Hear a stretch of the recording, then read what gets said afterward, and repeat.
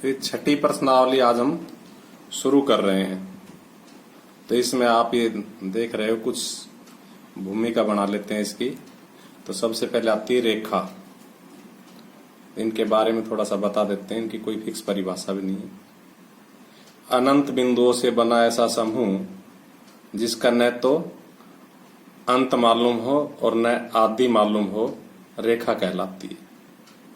और ये नगण्य मोटाई की होती है।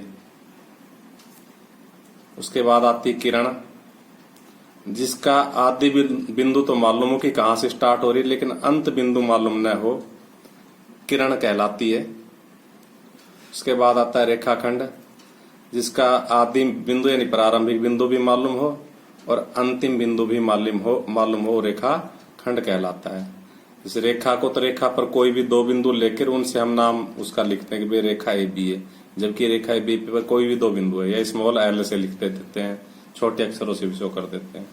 इसका प्रारंभिक बिंदु मालूम होता है लेकिन अंत बिंदु मालूम नहीं होता है। तो कहीं भी किरण पर एक बिंदु और अन्य ले लिया जाता है, जैसे बी, भाई ओ बी एक किरण हो गई और ये रेखाखंड है ए बी मान लो। तो इसका प्रथम बिंदु भी मालूम है जहां से शुरू हुई ए, और अंतिम बिंदु मालूम है जहां खत्म हुई बी। उसके बाद आते हैं संरेख बिंदु। अगर कोई बिंदु एक ही रेखा के ऊपर स्थित हो तो वो संरेख बिंदु कहलाते हैं। जैसे ये ए बिंदु इसी रेखा पर है, ये बी बिंदु भी इसी रेखा पर है, ये सी बिंदु भी इसी रेखा पर है, तो ये संरेख बिंदु कहलाए। और असंरेख बिंदु वो कहलाएंगे जो एक ही रेखा पर स्थित नहीं हो। जैसे ये और ये असंरेख बिंदु है, क्योंकि इनको मिलाने से ये रेखा बनेगी, इनको मिलाने से ये रेखा बनेगी, इनको मिलाने से ये रेखा बनेगी। जब इस रेखा की बात करें तो सिर्फ ये दो बिंदु स्थित है, जब इस रेखा की बात करें तो सिर्फ ये दो बिंदु स्थित है, और जब इस रेखा की बात करें तो ये नहीं है। तो ये तीनों असंरेख बिंदु ही है। उसके बाद आता है कोण।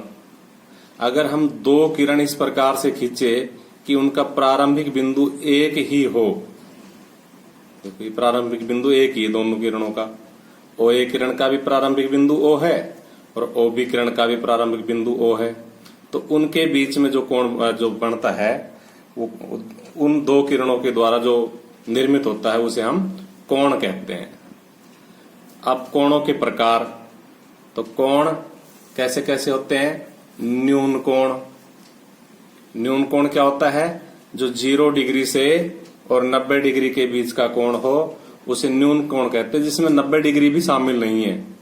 यानी कि अगर कहे तो दूसरी भाषा में कहे तो 0 डिग्री से बड़ा और 90 डिग्री से छोटा। ये आपको सब चीजें ये आप लोगों ने पढ़ी हुई पहले, इसलिए इसको शॉर्ट में बता रहे हैं। तो इसको हटा देते हैं, ये हो जाएगा 0 डिग्री से बड़ा और 90 डिग्री से छोटा। समकोण, ठीक 90 डिग्री के कोण को समकोण कहते हैं। अधिक कोण, 90 डिग्री से बड़ा और 180 डिग्री से छोटा जो कोण होता है वो अधिक कोण कहलाता है। ऋजु कोण, सरल कोण, 180 डिग्री के कोण को ऋजु कोण या सरल कोण कहते हैं। प्रतिवर्ती कोण, जिसको अधिक कोण भी कहते हैं, ये 180 डिग्री से बड़ा और 360 डिग्री से छोटा। पूरक कोण, ऐसे दो कोण जिनका योग 90 डिग्री हो, ऐसे दो कोण जिनका योग 90 डिग्री हो, पूरक कोण कहलाते हैं। समपूरक कोण, ऐसे दो कोण जिनका योग 180 डिग्री हो,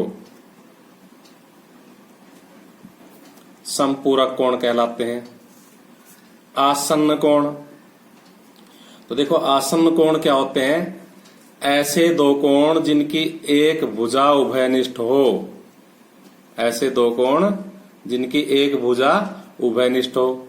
हमने ये ओए उभयनिष्ठ ले लिए और दोनों उसके विपरीत और बने हो। जैसे ये कोण इधर की ओर बना हुआ है और ये कोण इधर की ओर बना हुआ है, तो ये आपस में आसन्न कोण हुए।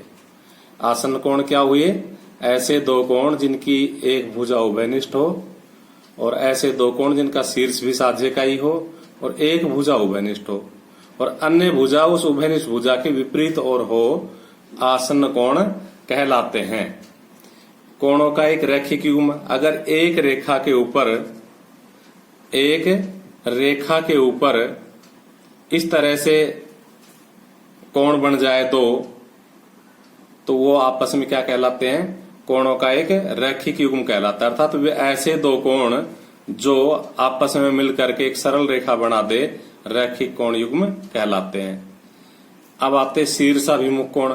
अगर दो रेखाएं आपस में काट जाए तो उनके प्रतिच्छेदन बिंदु के ऊपर आमने सामने के कोणों को शीर्षाभिमुख कोण कहते हैं। तो ये और ये शीर्षाभिमुख कोण हुआ और ये भी शीर्षाभिमुख कोण हुए। और शीर्षाभिमुख कोण आपस में क्या होते हैं? बराबर होते हैं। उसके बाद आती है प्रतिच्छेदी रेखाएं। तो ऐसी दो रेखाएं जिनको हम बढ़ाने पर कहीं ना कहीं काट जाए, प्रतिच्छेदी रेखाएं कहलाती है। जैसे ये रेखा ऐसे खींच दी हमने और ये रेखा हमने ऐसे खींच दी, तो ची भले ही आपको ये काटती हुई दिखाई नहीं दे रही, लेकिन जब इनको आगे बढ़ाएंगे तो ये निश्चित रूप से कहीं ना कहीं काटेगी। इसलिए एल और एम रेखाएं आपस में क्या हुई? प्रतिच्छेदी रेखाएं हुई। इनको डायरेक्ट काटती हुई बना देंगे तो भी ये प्रतिच्छेदी रेखाएं कहलाएंगी, और अगर आगे बढ़ाने पर काट रही होगी तो भी ये प्रतिच्छेदी रेखाएं कहलाएंगी। और अप्रतिच्छेदी रेखाएं जो समांतर हो, जिनको आगे कहीं तक बढ़ा लो वो आपस में काटे नहीं, तो वो अप्रतिच्छेदी रेखाएं कहलाती है। इसके बाद में आपकी 6.1 पर में आ जाती है, इसको समझा देते हैं और फिर 6.1 प्रश्नावली आ जाएगी, उसको समझाएंगे। तो ये देखिए क्या है, यदि दो प्रतिच्छेदी रेखाएं यदि दो रेखाएं परस्पर प्रतिच्छेद करती है तो शीर्षाभिमुख कोण बराबर होते हैं। मैंने अभी बताया ना, आप पीछे वीडियो करके देखना कि शीर्षाभिमुख कोण क्या होते हैं और वो बराबर होते हैं, ये मैंने बताया है। तो हम सबसे पहले इसमें दो प्रतिच्छेदी रेखाएं बनाएंगे। एक प्रतिच्छेदी रेखा ये बना ली और दूसरी प्रतिच्छेदी रेखा ये बना ली। इनके द्वारा इस शीर्ष के ऊपर जो कोण बने वो बने कोण नंबर 1, कोण नंबर 2, कोण नंबर 3 और कोण नंबर 4। तो हमसे क्या दिया हुआ है? हमसे दिया है एल व एम प्रतिच्छेदी रेखाएं है। एल व एम प्रतिच्छेदी रेखाएं हैं।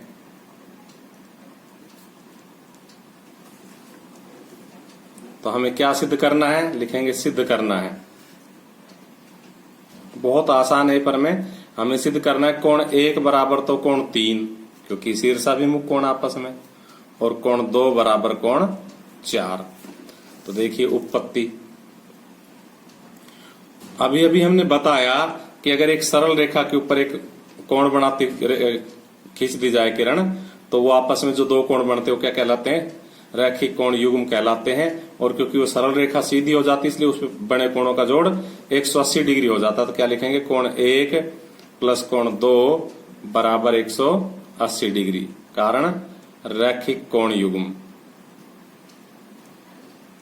यानी कि एक रेखा पर बने हुए कोणों का जोड़ा जो होता है उसका जोड़ 180 डिग्री होता है, नंबर 1।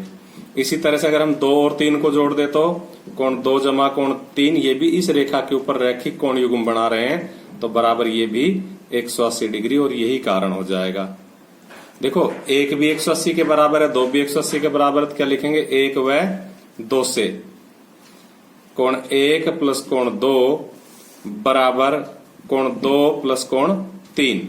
2 से 2 कट जाएगा, क्या आ जाएगा? कोण 1 बराबर कोण 3 आ जाएगा। देखो हमें यही सिद्ध करना था, तो हम क्या लिखेंगे? QED, यही सिद्ध करना था।